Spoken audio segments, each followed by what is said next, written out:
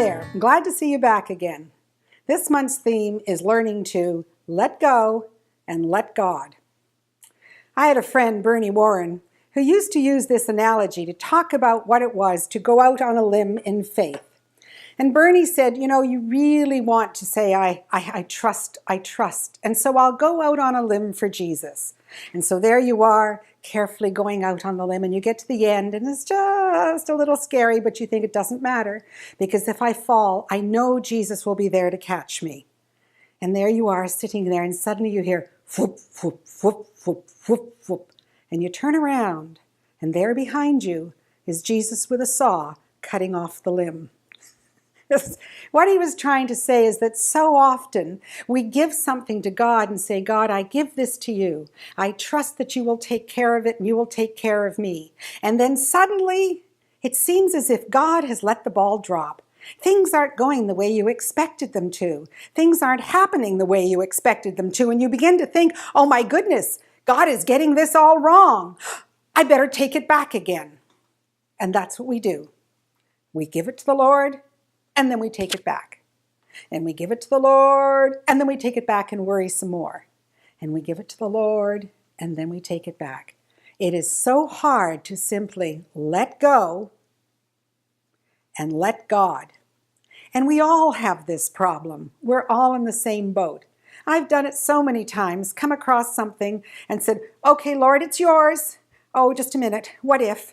What if God wasn't really listening? What if God really doesn't know what's going on? What if God doesn't understand how I want this to work out? I better take it back. And then I fuss and I worry and I fuss and I worry. And okay, over to you. You take it, God. Oh dear, it's not happening the way I want it to, and I take it back. You've done that, haven't you? I know you have. We all do. There are times, however, when we simply come to a point where we have to let go and let God. I remember being in a family situation where there was nothing I could do about it, nothing. And all the pleading and the praying and the crying and the carrying on made no difference whatsoever.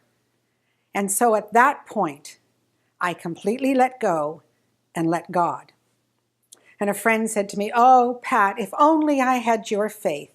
And I said, honey, that wasn't faith, that was desperation. Because that's what happens. We seem to need to reach a point of desperation before we can finally let go and trust that God will take care of the problem. Isn't that sad?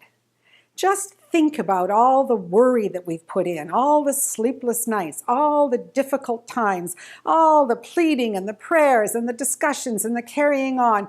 Think of all the stress we've put ourselves under until finally we reach rock bottom and say, you can have it, Lord. How great would it be if we could find the faith that when we reach a point where we understand that we can't do anything, we simply say, over to you, God. I'm giving it all to you. It's your problem, and I promise to step back and trust and believe and have the faith that you will take care of this. So this month, we're going to look at how to let go and let God. And I always want to say, this time you might want to fasten your seatbelts because it's a rocky ride learning to do this. But once you have, oh, your life will be so much better.